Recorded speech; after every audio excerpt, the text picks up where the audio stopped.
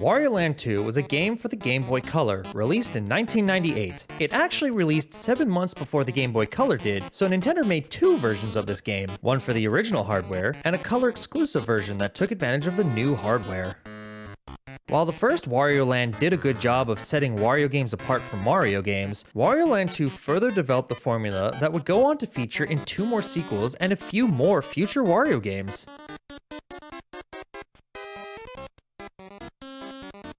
Impressively telling an actual story in pantomime, the game opens up showing Wario's old enemies storming his castle, stealing his wealth, and flooding the joint. This of course only serves to anger the brute, and Wario begins on his way to exacting his revenge.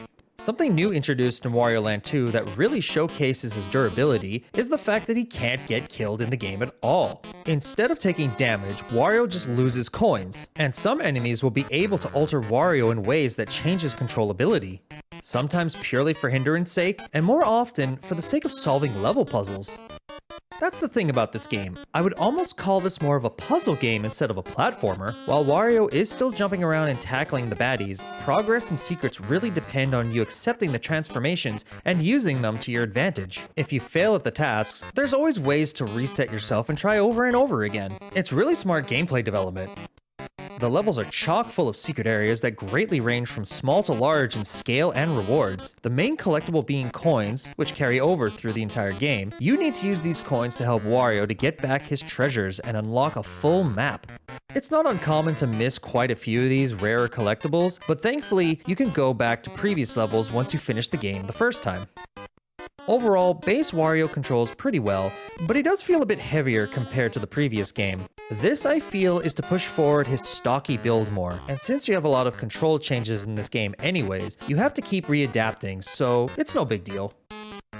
The gameplay of Wario Land 2 gets a 9 out of 10.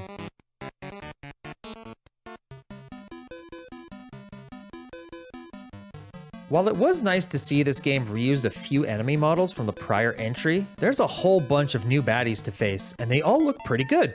They fit the aesthetic, and honestly, they all feel like a step forward in pixel usage. Meanwhile, Wario's base model has gotten a complete overhaul. This model feels less pudgy and more muscle. It also seems to use more pixel fidelity to show off more expression and acting. Even further, Wario's new transformations all have great visual character to them. When he becomes Flat Wario, his eyes and nose bulge out on his paper-thin body. And once he's had a few too many pieces of cake, we get treated to Fat Wario, waddling his way through the baddies. Even in my short playthrough this time around, there were a lot of different environments through the first 3 chapters, really taking advantage of the 1998 increased storage capacity of a Game Boy cartridge. They looked pretty good overall, but one thing that stands out to me is how a lot of the background elements feel chalky. They were probably going for some kind of a texture, but it's not really optimized enough to look appealing. Not a deal breaker, but still a factor. The graphics of Wario Land 2 get a 9 out of 10.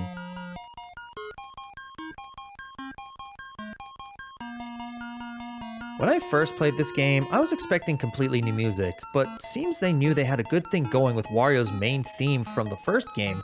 It's on full remixed display in the first 2 levels and keeps exuding the charm that is Wario. That isn't to say there isn't new music. Once I got to chapter 3, we got some well-composed music that matched the environments, as if to say, we're moving on with the story now. The sound effects all work well, being disturbing when they need to be. Sometimes there's some charming sounds, like the sound of seagulls on the ocean side, or when Wario enters and exits water. Only being limited to the mono speaker of the Game Boy, the audio will tend to feel and sound clunky overall, even though that is the charm of a Wario game.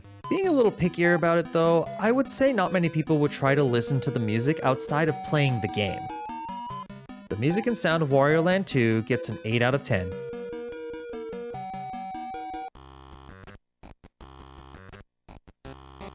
Once again, a game I never actually owned. However, I did get some good deep gameplay since I was borrowing it from a cousin that we were staying with down in Florida. I was pretty enamored with it since I loved the first Wario Land game, and I also never owned a Game Boy Color, so to see all the color on the small screen was pretty amazing. Let's not forget the fact that I was in Miami, and it was great weather, good eats, and I overall had a great time not only playing this game, but socializing with family I don't often get to see.